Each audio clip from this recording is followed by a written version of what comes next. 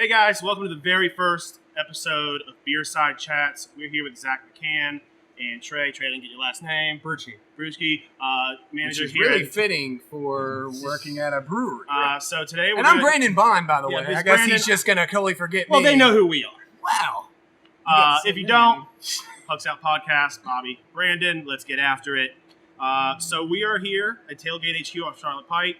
Drink some beer, talk with Zack about life, hockey, about culture. Later today, his dad will be here, and I'll be doing a live recording. But Zack, how you doing, buddy? Doing excellent. Thank you so much for having me, guys. It's always nice to be here with y'all and to be here at Tailgate. Yeah, man. Can't think of a better way to spend a Saturday. I'm telling you. Got a little bit of shade, got a little bit of a breeze. It's a great day out. Trey, how are you, man? Doing well. Thanks for coming out here, guys. Really appreciate Of course. Thanks for having us. So we've got a excited to be here. pretty good selection in front of us. Why don't you tell us about what we're drinking today? it. Yeah, so we got a couple of our flagship beers and our flagship cider out here. We also have a new special release can that just came out about a week and a half ago that we're going to be taking through. So we're going to start light and refreshing, and then we're going to go a little bit of hoppy, and then we're going to finish with a dark one that you might know. Oh, yeah. I know that one. It was my number one pick in the beer draft. So Awesome. it was the 101. Yeah. So, But all right, so why don't we start? What do we want to work our way left to right, or which one is this in front of us right here? So right in front of you, this is one of the hoppy ones. So this is Support Nashville Arts. So this is a Hazy IPA release that we put out about a week and a half ago. And what we've done here is had a different artist other than our usual art director, Drew Lord, design a can. That artist was me. I am not an artist. What this can is highlighting is how thankful we are to have a full-time art director and how thankful we are to have all the great art here in Nashville. What we're also highlighting is our PTO program here at Tailgate Brewery. We're one of the few breweries in the country that offers paid time off to our salaried employees. And so Drew was out for a couple weeks, and we still needed to keep making beer and putting out beer cans. So Wesley Keegan, our owner, came to me and said, "Hey man, you have terrible handwriting. Can you draw a beer can for us?" And so I sat down with my colored pencils and a piece of paper, and I drew the front of the building, and this is what we came up with. So this is a New England hazy style IPA, so it's a little bit easier drinking. So instead of getting those dank, bitter parts of the hops, you're getting those fruitier, juicier side of the hops. So you get a little bit of melon, a little bit of almost like a pineapple juice in this one. Yeah, I'm not big on hazy IPAs. I'm a port guy, but this is actually goes down easy. This is an easy drinking beer. Yeah. very good. Bottoms up. Bottoms up. What an absolutely cool idea, though. I mean, I was here when they moved here. You know, they came from California, and I was here on the first opening weekend, and the amazing stuff you guys have done with this location. It is a pleasure having you guys in Nashville, and I mean, it's hard to explain what you guys have done for the community. You guys have really come in and take over by storm, and it sounds like you're not only doing good for making beer and stuff, but good for Nashvillians and you know, paid time off, and that's awesome, man. And great, I mean, maybe you should go to one of your paint by pints. A little bit of, I need a little bit more practice, but yeah, that's exactly what we're trying to do. We're trying to make this the best place to work, and we're also trying to make it the best place for folks to come and hang out and sample our wares here.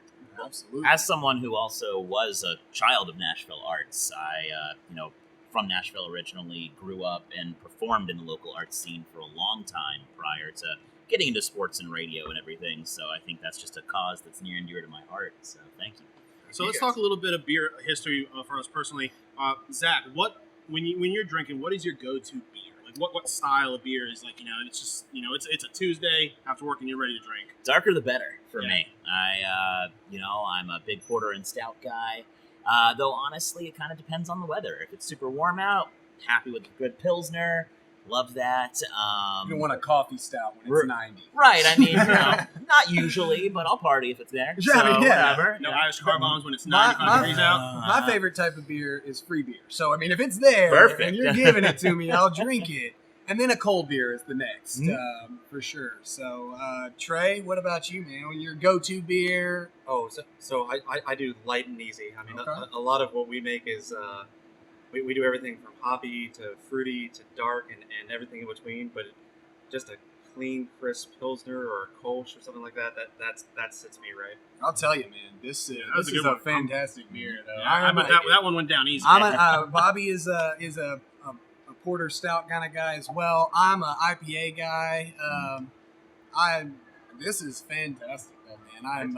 I'm very impressed with, and I see exactly what you're saying, where it's not as IPA-ish. You know, it's not I'm bitter. It's not super you know. bitter. Yeah. Beat your mouth up. Exactly. So I know some of you guys are still working on that one, but what do we have here on the far left, the SE? So the SE, that's our Southeast IPA. So Southeast IPA, that is our flagship West Coast style IPA. Now, a West Coast style IPA, those are going to be those dank, bitter, This is one of somewhat my favorite piney IPAs. Yeah. IPA. So this IPA, it actually won the gold medal for the best West Coast IPA in the United States back in 2019. And so this is something we're very, very, very proud of. So Yeah, that's good. That's a good IPA. You know, as someone who's not a big IPA guy, Yeah. you know, it's not my favorite of the bunch, but it's a good beer. And I could definitely see people who like IPAs would probably love this. and this one, for being a West Coast IPA, it's a lot more approachable than your traditional West Coast style IPAs. True. There's a lot of those that you'll drink it and it'll just wreck your palate.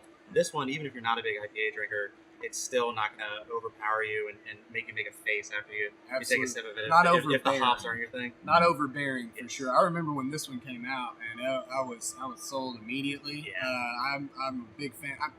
I really don't think I've ever had a beer here that I didn't like though. So I guess I'm not the best judge of the beers here. Yeah. If you're a picky beer drinker, you Not the should most probably come discerning yourself critical right. eye. So. Come in and see Trey and get some samples and Right. figure out what you like, type of deal. Well, that's one of the best things about us is we have something for everyone, and we're Yes. constantly putting out new stuff. So every year, we do almost 200 different beers a year.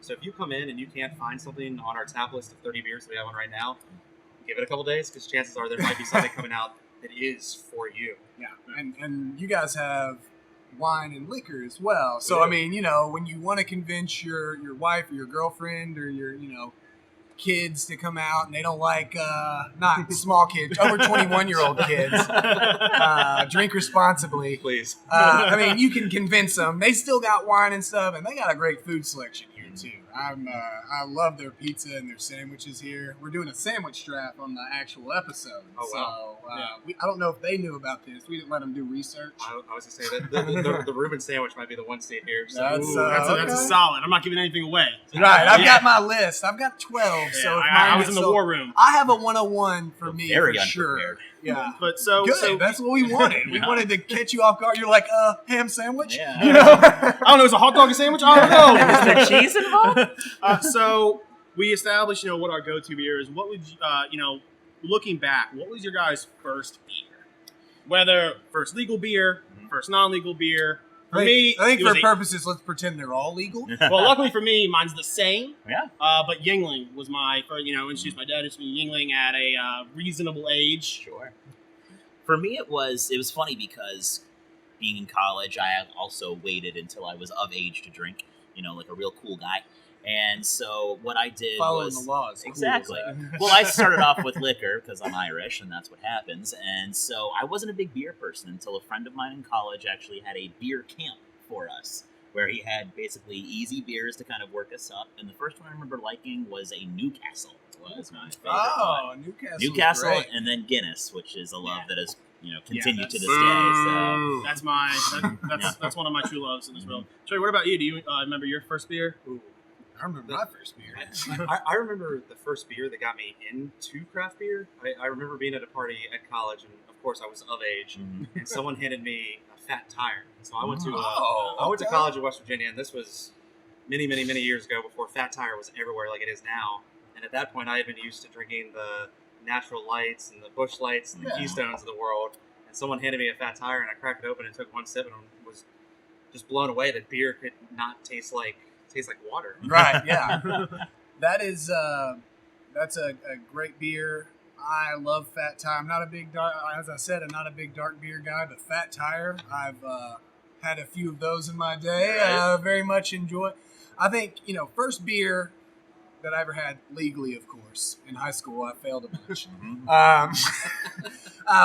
Was Coors Light, like you said, which I guess we're technically not counting as beer. We're counting that as water. I'll say though, Coors Light, it gets kind of that rap though, but that is it is Old Faithful. It is. you know? It is. Well, what the thing I love about Coors Light is it's a lot like canoeing. they're both near water, so it's staying hydrated on a hot day. Mm-hmm. But I think my first beer that made me love, IPAs or hoppier type of beers had to have been the Sweetwater IPA. I love this. Now that expands to all of the Sweetwater group. The 420 was ended up as is my favorite Sweetwater beer, but the IPA was what kind of because I had taste of bad IPA, like the Sam Adams Latitude 48, worst beer that I've ever had in my entire life. I don't know if it's good now, but I wasn't into beer at the time like I am now, and so I just really had a bad taste in my mouth. I'll stick with, like you said, Natty, Coors, the Beast. I don't know if you guys remember Beer 30. Oh yeah. I always said Beer 30 was just like their reps just went to high school parties and grabbed the leftover drinks from everybody and just poured it into a big vat and then made their canning process. But yeah, Sweetwater IPA was one of those that really gave me a love for beer for what it was instead of just getting drunk with your friends. So moving on, I guess I'm a little bit ahead of you guys. It's hot, and I'm down in these beers. I'm trying to savor it, man. Yeah. This PW, what do we have next up? So this is our orange wheat. So orange wheat. OW, I guess. Yeah, sorry. Remember, terrible handwriting. Right. Orange Wheat is now one of our core brands, one of those flagships that we do year round. We had started doing the Orange Wheat about 2 years ago now. We had done a couple small batches, and people really, really took to it. And so we scaled it up to our big brewing system here. So here at Tailgate, we have 2 brew houses here in this building. So we have a 8-barrel brew system, which is our pub or pilot system. And then we have a 50-barrel brewing system, which is our big commercial mass production brewing system. So we scaled the Orange Wheat up to that, and Orange Wheat very quickly has become our best-selling beer here at Tailgate. So this is a traditional wheat style beer with a nice little hint of orange. When you smell it, you almost kind of get that nose, like those orange candies that your grandmother probably used to have back in the day. But it's light, it's refreshing. There's a ton of flavor to it, but it's not heavy. Right. It's like the perfect beer. You can drink it when it's cold out. You can drink it by the pool. We can it. We have it on tap everywhere. And you can probably find it in most places around town now. I'll be taking some of that home with me. Yeah, That's great. very good. It's what I love about y'all's beer is everything that you do is not overbearing. Yes. We're going to get to one of the favorites here. And, I told you I was here on the first weekend. I had the first quart when they were only serving one glass of it, a 5-ounce glass of the quarter keg of peanut butter. They're not, it's a hint to the beer, not the part of the beer. One of my favorite beer description sentences is poignant but not overbearing. Yeah. Mm-hmm. Yes. So you're getting whatever that flavor is that we're looking for out of that beer, but it's not like you got hit in the mouth with an orange. Yeah, it's still you still know you're drinking. This is a beer. Exactly. This is a beer with orange, not an orange beer. Yeah. So last night, when this is recording, last night Tampa Bay knocked out the Islanders. Are you guys? How you guys feel about this Stanley Cup final, Montreal versus Tampa? I'm super excited. I'm really excited. Both of these teams are really fun to watch. I think it's gonna be a great matchup. Yeah, my heart, I wanted Montreal Islanders, but I think Montreal Tampa is going to be a better series. Yes. I could not disagree more on wanting Montreal and the Islanders. And the reason why is, hey, I would die for Barry Trotz. I love that man on a personal level. He is a fantastic human being. But that team plays boring 90s trap style hockey, and this is a copycat league. Yeah. And when teams win, that's what the other teams try to emulate. So give me more of that high octane Tampa Bay star-driven style that they bring to the league. And not only that, Montreal has kind of gotten a bum rap, and I'm as guilty as anyone of saying, oh, they're a boring team too. But no, that team has electric young players. Cole Caulfield has been a revelation these playoffs. So I'm excited I think it's going to be a really closer and better hockey series than anyone anticipated. Carey Price turned his notch up to 11.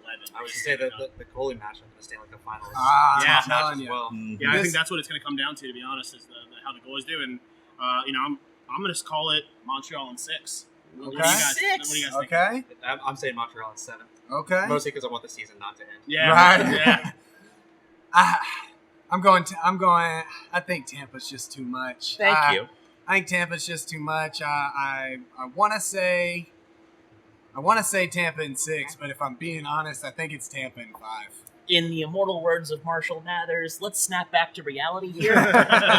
This is still the Tampa Bay Lightning. Yeah. It's cute that Montreal has made it this far. It's adorable. I love it for them. It's really, really awesome. They do not have the firepower to keep up with Tampa They Bay don't. on any facsimile. The only thing that I would say is a push head-to-head matchup is goaltending. Other than that, stronger defensive core, stronger offensive lineup, better depth makes me say Tampa in 6. Yeah. The champions been there before. Mhm. I mean, there's It's a hard whole to lot repeat, of factors. but if any team could. Absolutely. I mean, when Tampa needed a win, and that was a fantastic Tampa Islander series, but Tampa needed a win, and they go out there and they boat race them 8-0. I mean, you knew that series was over at that point in time, and Islanders, like you said, gave them everything that they possibly could. I mean, Played their brand of they hockey. played their brand of hockey. I completely agree that it is a more boring style of hockey, but when it works, it works. We saw that for how many Yeah. years did we see that style Winning of hockey? cures all. Boring is not an insult. Hey, Yeah. if you're winning, that's great. But I was extremely happy for the Islanders and how far they went. I really, any of the 4 teams that were remaining this year would have been totally cool with Yeah. any of the 4 of them winning. I don't know about I- Vegas. I don't know. I was thinking. Well, I Vegas. had a little bit. I've been talking all year that I thought Vegas would win, so that was the only reason that I was cool with it, because during our we do before season picks and then mid season picks, and so I stuck with Vegas. So if they would have won, I would have dominated him in it.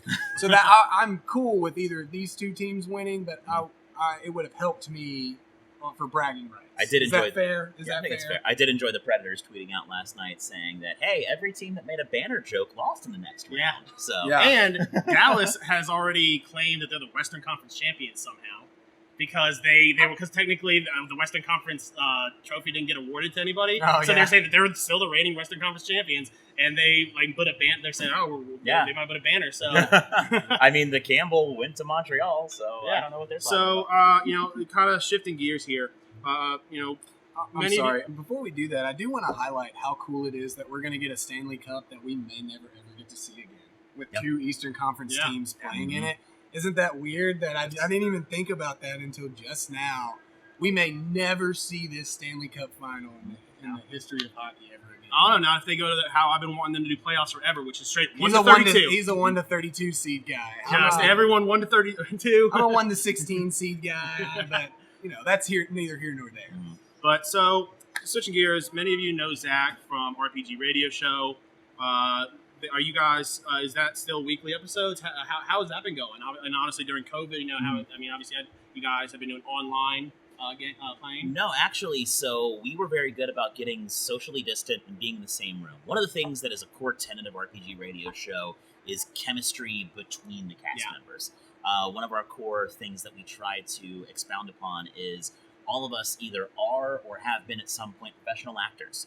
And so we try to bring that level of professionalism and connection to every bit of our characters. We treat it like it's a live radio show that is just completely improvisational.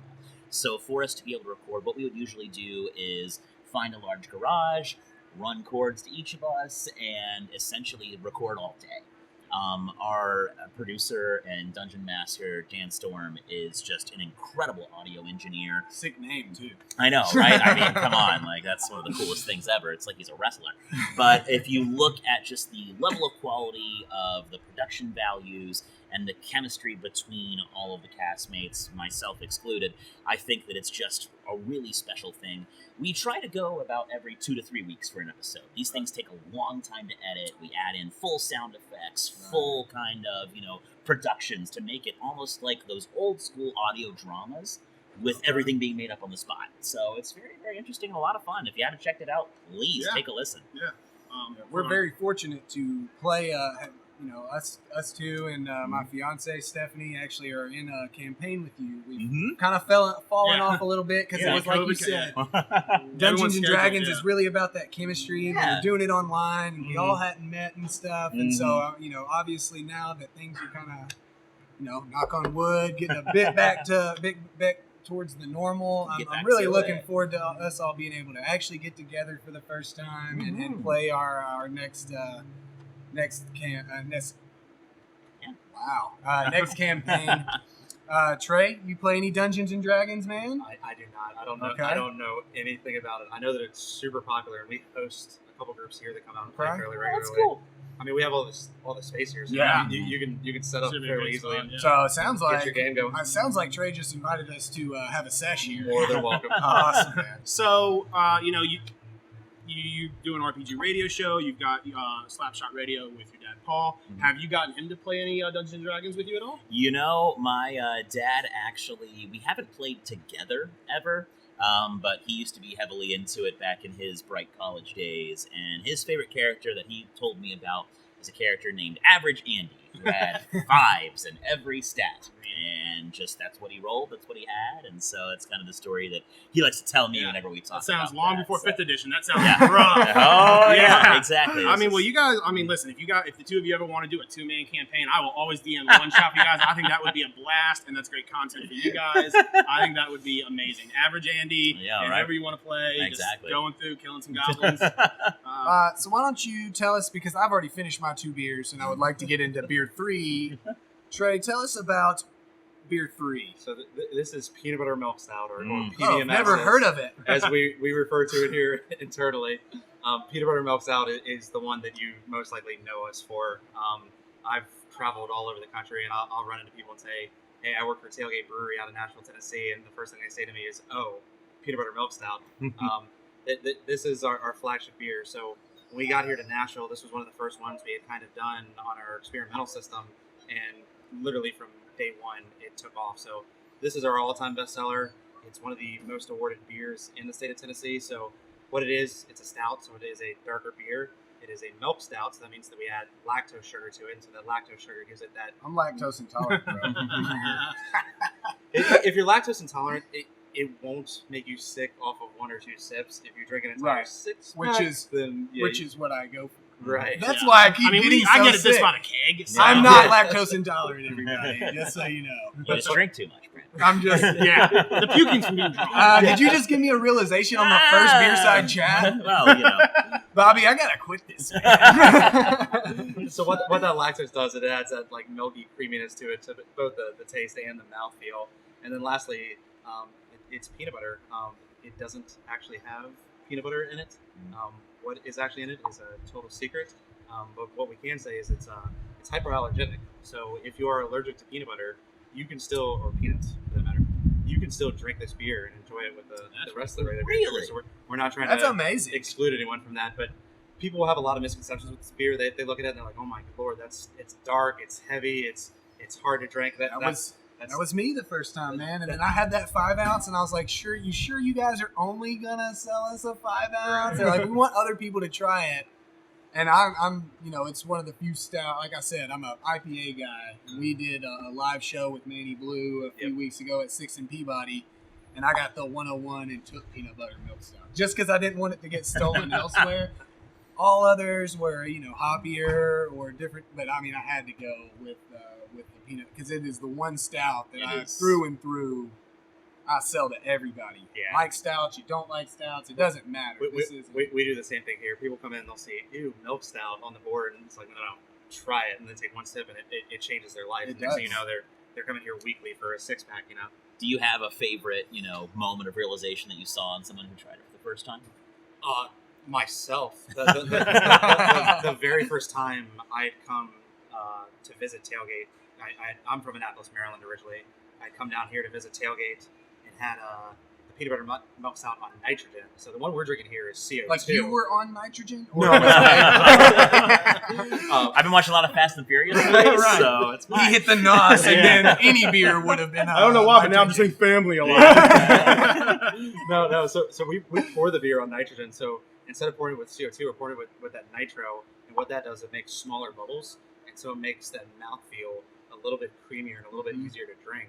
And so I just remember coming here, taking one sip of that, and my mind was blown. Now, the unfortunate thing with nitrogen is it dissipates very quickly. So you can't put it in a growler or anything like that.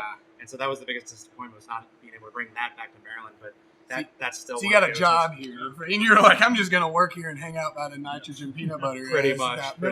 That's dope. I'm from Bethesda. Oh, originally, yeah. Bethesda. Yeah. We're going to Baltimore next week. That's what I'm saying. Yeah. We're going to Camden Yards to see them play the Blue Jays. I've been to Camden Yards before. I'm a Cleveland fan. So sorry. last time I went up, thank you. Condolences all around. That's tough. Luckily, my Hawks are doing okay. Yeah. You know. So when we went up there, Cleveland was playing, and so obviously I went with my Cleveland Ricky Vaughn jersey. But now this time they're playing the Blue Jays, so I get to cheer for Baltimore. Nice. I'm thinking about or just wear a Habs sweater just to screw with the. No, it's going to be very hot. But I'm thinking about getting a Brooks Robinson jersey. Yeah, that'd be, that's the best third baseman in the history of baseball. I'm telling you. So Zach, kind of turning back to RPG Radio Show, how do you find recording for a public audience differs from your home games? Honestly, this is kind of something that I've really taken to myself from just my history in the arts, is that I believe in the chemistry of the people that you're working with. And if it is real, then that will translate. So I don't really necessarily do anything different than I do in any of my home games or anything with that, is that I think that people are smarter than you give them credit for, and they're going to pick up on things. Except for me and Bobby. I know. Maybe present company excluded. Okay, thank you. But, and not Trey. Well, of course, but to be fair, we did see his can that he threw. So. Hey, we all have our different talents. Honestly, it's about where I would be, so I get it, you know?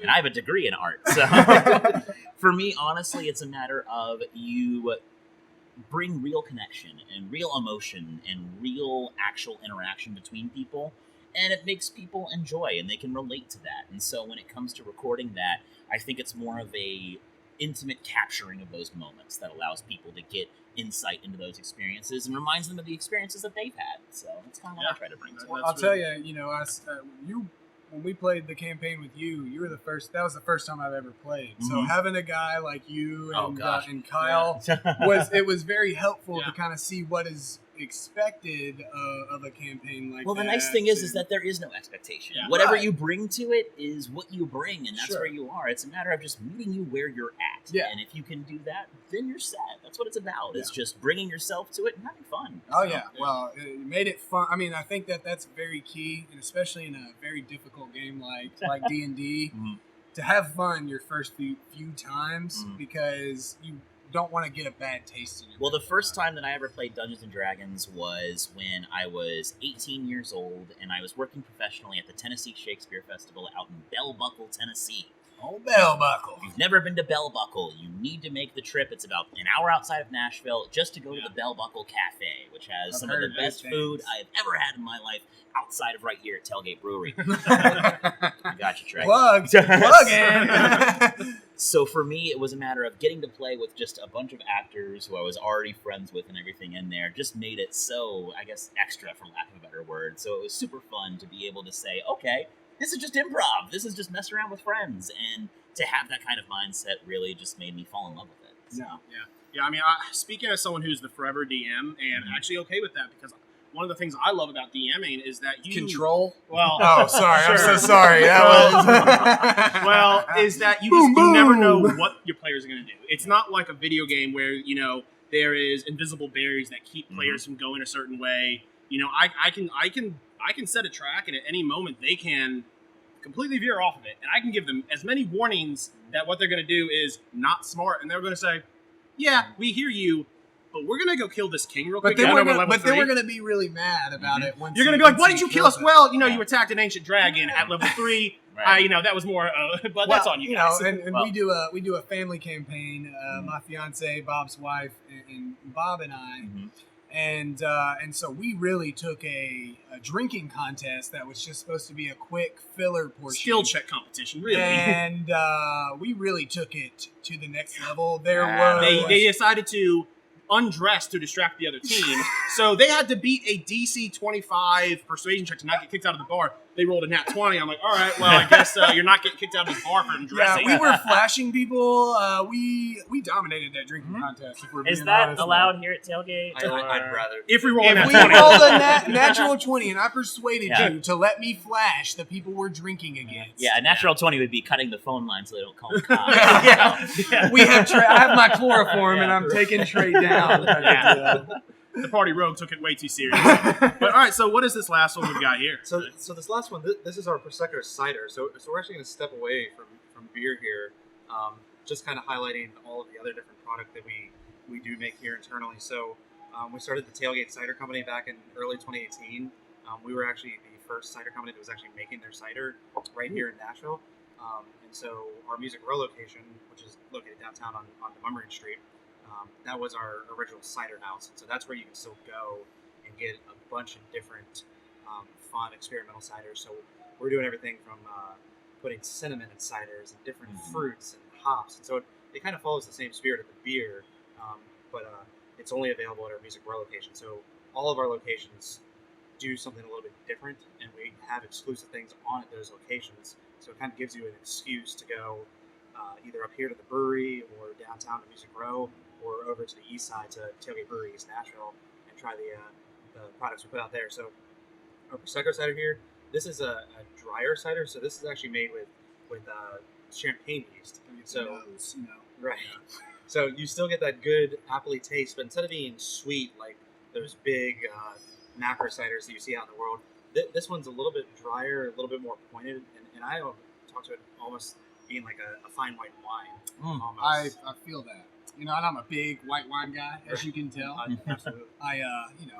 Brandon, I it sounds don't like see if a- it's an alcohol, you're a big guy into it. Right. Yeah, it sounds like you figured me out here, Zach. I'm a little upset though, Trey. You did not provide me a spit bucket, and it's ruined my palate. If I'm being honest, completely. No, I love the East location. I don't think I've been to the Music Row location. That was my first crazy tailgate. as that, as crazy as Yeah. that is, I really enjoyed the East location. Yeah. Now, a beer that is not on this flight that you guys did, and I think I'm not well versed in it, but you did a collaboration with Party Foul, your pickle beer. So Dude, that is amazing. I haven't had that yet, You but I saw guys the have can that the other here? day. I do have the cans Oh, here. I'm Yeah. gonna have to Perfect. try that. So, Yeah. so that's our pickle kolsch. So that Kolsch. it's a light beer that we've loaded up with real pickle juice, It is and it so is the perfect beer if you are eating hot chicken. So that's I why almost dude, want it to try is that and like a Jameson with a pickleback, the Jameson with Yes. that. There you go. That's Well, the backer. we go.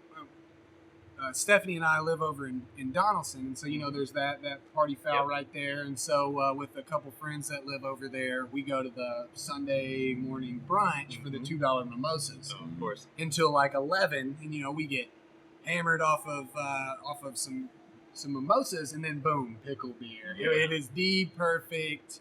I love it so Yeah. much. This man. is really good because you really can taste the almost mixture of it. It's a little bit champagne, a little bit cider. It's not too much to one side. I would actually love to try this like for a sangria or mimosas or something like that. I think it'd be really good. Yeah, I was very surprised when I tried it. I'm not a huge cider guy. I mean, like Zach said, I'll drink it if it's there. Brandon, I But, can't wait to get you some help. I know. But wait until the podcast fails Of course. miserably, Yeah. because it's very crucial for the podcast that I be. Yeah, I need him Yeah. not to realize his problem until we've made a good amount of money. Right. Until he Yeah. can finally come Smart to me man. and Smart like man. kick me out, like take over. Everyone loves. I mean, hey, Robert Downey Jr. didn't get Iron Man until That's after what he I'm went saying. through it. I That's what get I'm you. saying. I understand. But no, this is not overly bare. It's just not an Angry Orchard. It's not it's the hint of apple, the hint of orange, the hint of peanut butter. Yeah. That The sells thing I it love for sure. about tailgate drinks in general is the character to those drinks. I think that everything that we've had today just has something that makes you know, oh, this is a tailgate drink because it has such character to it. It's not overpowering. It just has that kind of, wow, that was interesting. It's not something we really had before. And I think that's just an iconic thing that Tailgate does so well. So. They put the feeling into it. Yeah. And you feel that whoever made that, A little bit of that stank beer, on it. You know? Yeah. They, it's that meme. That guy Yeah, the salt sprinkling. guy, That's their little bit of love that they're throwing into it. No, I really appreciate that. I mean, with everything we have going on, we still very much have a beer first mentality here. Right. And so if there's a product we make back there in the brewery and it's not up to our standards, we'll dump it straight down the drain. We only want you guys getting the best stuff in your home, here in our bars. Before you dump it, though, again, I'll give you my phone number. I know I'll dump it. I got a really good beer dumping system. It's called by now. Right. Now, the good news is we have a lot of really talented people that work here, and that doesn't really happen that much. I can imagine. Not. So Trey, I want to hear more about one that I'm interested in trying later on today. Tell me about the oatmeal cookie or oatmeal raisin. The oatmeal That's raisin. a yes. that one is very good. So that one's kind of become a cult classic. So we did that one about 2 years ago, and just did a small batch, and everyone loved it.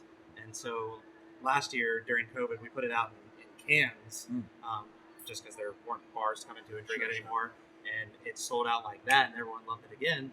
And so this one that we've come out this year, it's probably the best one yet. So what it is, it's an amber almost. So it's not a super dark drinking beer, and it's got nice hints of cinnamon, nice hints of like the cream, like inside of an oatmeal cream pie almost. And it's not. And again, like you guys keep saying, it's not overbearing. Like you can sit down and have a handful of them. It's not gross sweet. It's not gross heavy. It's really one of the more perfect beers we've ever done. Yeah. So before we round out today, way too early predictions. Next year's Stanley Cup winners. Okay. Wow. Throwing this at you guys. I'm going to take in what in my opinion was the biggest shock that they left, Colorado Avalanche. Going in on them again. Zach, who you got for next season? It's hard to disagree with that. I think Colorado is an extraordinarily well-built team, and sometimes in order to win, you have to lose. Yes. And that is what Colorado is learning right now. To have Big that time. kind That of was series. probably the biggest choke I've seen in a long time. Colorado is Tampa a few years ago. Another- how often were we talking about Tampa being Just couldn't get there. Gosh, and they before got them, so many stars. before them it was Washington. Before that, Yeah. so in my mind, I think the two teams that you're going to see in the Stanley Cup final next year, I'll call it right now, Colorado and Toronto. I think they're doing it. I think they finally. I disagree with you on the Toronto. Mm-hmm. I could see honestly. Toronto I does think too. They're too talented. I yes, but I think that listen, I don't believe. I'm not superstitious. I'm just a little stitious, but I do believe that there is a stank on Toronto that they can't get rid of. So I could see. That goes exactly to what we were just saying. There was that stank on Washington. President's Cup winners 2 years in a row can't win a cup, and then they go win a cup. But at no time did I think Washington there was a dysfunction there. Toronto, I feel like there's like a dysfunction somewhere in there. There's a rotting piece that they can't figure out. And as in the exterior, I don't see it, but there's something there that seems like there's a rotting heart in there. It sounds simple, but it is a phrase that I lock onto. In this league, you are a loser until you're a winner. Yeah. Nobody remembers those losing years after you win. Could you tell me anything about the 2013 through 2016 Predators? No, all everyone remembers is all of a sudden they came out of nowhere and they're a cup contender. That's how it works in this league. You are a loser until all of a sudden, you're in. You're not in. Yeah. I could see Colorado Islanders. I was going to say Islanders. I do not think Colorado. I think that they still have a little bit of growing pains. I am going to go Islanders because I was really impressed with what they did this year. And then I'm going to go with, I think I'm just going to keep saying it every year until it happens. It's a good bet. Yeah, Vegas. I'm going to go Vegas Islanders next year for the Cup. Hey, Seattle, baby. Oh, I didn't even think about the Kraken. Release the Kraken. Hey, the precedent is there for them to go to the final. Do you think the Trey? Kraken make the playoffs next year? Oh, yeah, yes. But Trey. Trey. Yeah, let's get Trey, and then we'll talk a little Kraken. Yeah. This is extraordinarily biased. I'm a diehard Washington Capitals fan, and Ovi's clock very much is winding down, and you can see that it's not really affecting him. So I think he's going to come back. Hopefully, after he's. I say, is Ovechkin going to be on the Capitals next year? Is the question. Hopefully, I think it would be the greatest mistake in our franchise history to let him ever go anywhere else. But I think he comes back energized and leads the team to Early at least one LaViolette. more. Early LaViolette special. Mhm. Yeah, he kills it way early. So All right, guys. Thanks for joining us here for our first edition of Beerside Chats. I'm Bobby. He's Trey. Brandon. We've got Zach and Thank you, Trey. thanks for coming, Thanks guys. for joining with us, Appreciate guys. I don't it. know. I'm shaking your hand. I freaking know you, man. Like Trey. we're about to do a recording. We Trey, why record not? each Yeah, other each absolutely. week. Like, oh, hey Bobby, it's nice to meet you. All right, buddy. guys. Thanks for being on. Comment down below. Let us know your favorite beer and if you've ever tried Tailgate beers. And if you haven't, try them. What are you doing? Go do it. What are you All right. doing? See you guys.